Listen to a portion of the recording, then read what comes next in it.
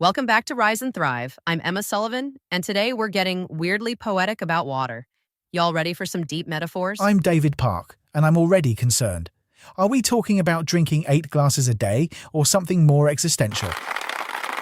Much more existential. We're diving into an essay by Allison Moore about how water teaches us to flow, surrender, and basically stop being so uptight about everything. Water as life coach. This should be interesting. Here's how it starts. All life begins in water. For 9 months, we float, weightless, unhurried, held in that sacred ocean of the womb. We don't know words or worry or time. We only know rhythm. And then we're born and immediately start stressing about mortgage payments. Exactly. But Moore says maybe that's why the sound of waves feels like home.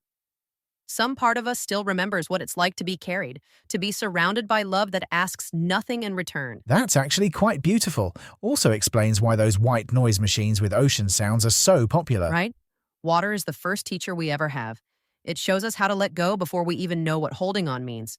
It moves effortlessly, always finding a way. Water as teacher. I'm following. Even when blocked, it waits, patient, silent, until time or tenderness opens a path. It doesn't force, it just flows.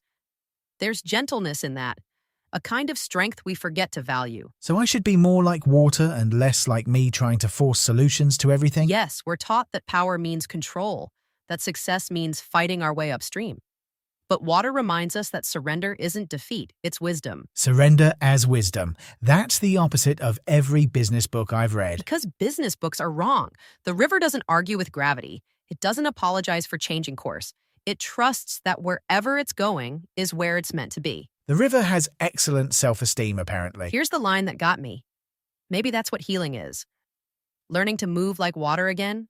Y'all, learning to move like water again. You're very excited about this water metaphor. Because it's brilliant. Think about it. When our souls are heavy, we turn to water. We shower after heartbreak. We cry when the ache is too much. We walk by the sea when we don't know what else to do. That's actually true. I do walk by the Thames when I'm processing things. Water doesn't demand that we explain ourselves. It just holds us. It takes what we bring, salt and sorrow and silence, and gives it back softened. Have you ever watched a wave break and felt something inside you loosen? Actually, yes. There's something hypnotic about waves. Moore says it's as if the sea knows what you're carrying and whispers, "You can set that down now." There's something holy about that kind of letting go. The sea as therapist. Much cheaper than actual therapy. Here's the part that made me emotional. It's not weakness to weep, it's remembering. Each tear is ancient, carrying the same salt as the ocean, a reminder that our bodies are made of the same matter as the tides. We're literally salty like the ocean. That's actually scientifically accurate. Science and poetry. But then Moore talks about stillness, the deep, quiet waters that mirror the sky. They teach us what it means to be calm without being empty. Calm without being empty. That's a crucial distinction. Yes, stillness isn't the absence of movement, it's the fullness of presence. Beneath the surface, life hums softly, unseen but alive. It's the same with us. When we find stillness, we don't stop living. We start listening. So meditation isn't about emptying your mind, but being present with what is. Exactly. Moore imagines the sea hums the same song it once sang to us in the womb, that ancient lullaby of belonging. When we stand at the shore, we feel small but somehow whole. Small but whole.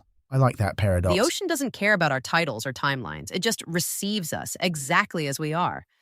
Maybe that's what we're all aching for, to be received without needing to earn it. Unconditional acceptance from a body of water. Cheaper than therapy and doesn't judge. Y'all, if this is resonating, please like and subscribe. We're basically having a group therapy session about water, and it's working. So how do we actually apply this? I can't become water. Moore's advice is simple. Let the tears come when they need to. Walk into the sea when your heart is heavy. Float for a while.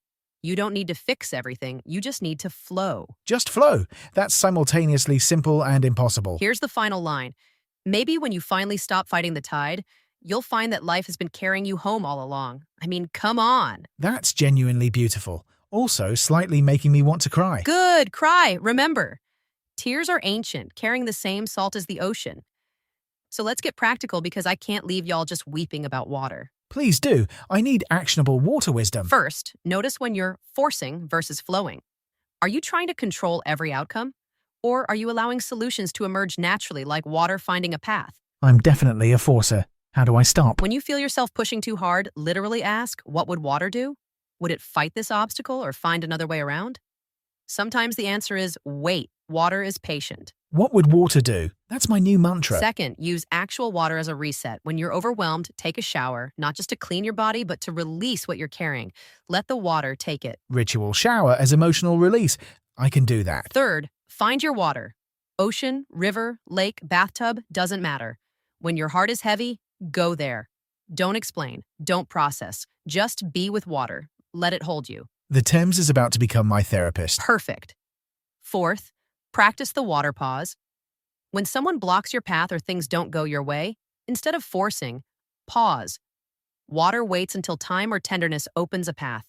Can you do the same? Waiting patiently is not my strength. Which is why you need this. Fifth, embrace your tears. Stop apologizing for crying. Your tears are literally oceanic. They're connecting you to something ancient and sacred. Cry when you need to. Permission to cry from a wellness podcast. Revolutionary. Sixth, cultivate stillness without emptiness. You don't need to clear your mind completely. Just be present with what's beneath the surface. What's humming quietly in your depths? Probably anxiety and unread emails. Then be present with that. Don't judge it. Just notice, oh, anxiety is here. Oh, worry is here. The way water notices a stone on the riverbed without fighting it. Water doesn't judge the stones. That's actually profound. Seventh, trust the current. Moore says the river trusts wherever it's going is where it's meant to be. What if you trusted that too? Not blind optimism, but deep trust that you're being carried somewhere. That requires letting go of control entirely. Yes, and that's terrifying, but also maybe liberating.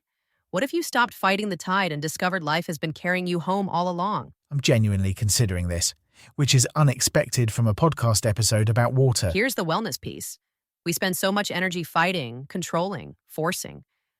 What if healing is just learning to move like water again?